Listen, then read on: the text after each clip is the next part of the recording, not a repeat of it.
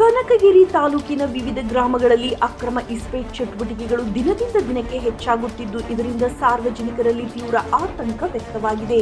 Police ಇಲಾಖೆಯ ನಿರ್ಲಕ್ಷ್ಯ, ಸಂಬಂಧಪಟ್ಟ ಅಧಿಕಾರಿಗಳ ಬೇಜವಾಬ್ದಾರಿತನದಿಂದ ಇಂತಹ ಅಕ್ರಮ ಚಟುವಟಿಕೆಗಳಿಗೆ ಉತ್ತೇಜನ ಸಿಗುತ್ತಿದೆ ಎಂದು ಸ್ಥಳೀಯರು ಆರೋಪಿಸಿದ್ದಾರೆ. ತಾಲೂಕಿನ ಹಲವು ಭಾಗಗಳಲ್ಲಿ ಬಹಿರಂಗವಾಗಿ ಇಸ್ಪೇಟ್ ನಡೆಯುತ್ತಿದ್ದರೂ ಸಂಬಂಧಪಟ್ಟ ಅಧಿಕಾರಿಗಳು ಸಮರ್ಪಕ ಕ್ರಮ ಕೈಗೊಳ್ಳುತ್ತಿಲ್ಲ ಎಂಬ ಆರೋಪ ಕೇಳಿಬರುತ್ತಿದೆ.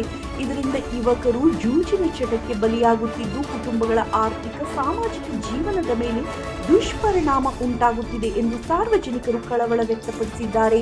ಅಕ್ರಮ ಜೂಜಾಟದಲ್ಲಿ ತೊಡಗಿರುವವರ ವಿರುದ್ಧ ಪೊಲೀಸ್ ಇಲಾಖೆ ತಕ್ಷಣ ದಾಳಿ ನಡೆಸಿ ಕಾನೂನು ಕ್ರಮ ಕೈಗೊಳ್ಳಬೇಕು. ಜೊತೆಗೆ ಇಂತಹ ಚಟುವಟಿಕೆಗಳಿಗೆ ಬೆಂಬಲ ನೀಡುವವರ ಮೇಲೂ ಕಟ್ಟುನಿಟ್ಟಿನ ಕ್ರಮ ಜರುಗಿಸಬೇಕು ಎಂದು ಸಾರ್ವಜನಿಕರು ಒತ್ತಾಯಿಸಿದ್ದಾರೆ.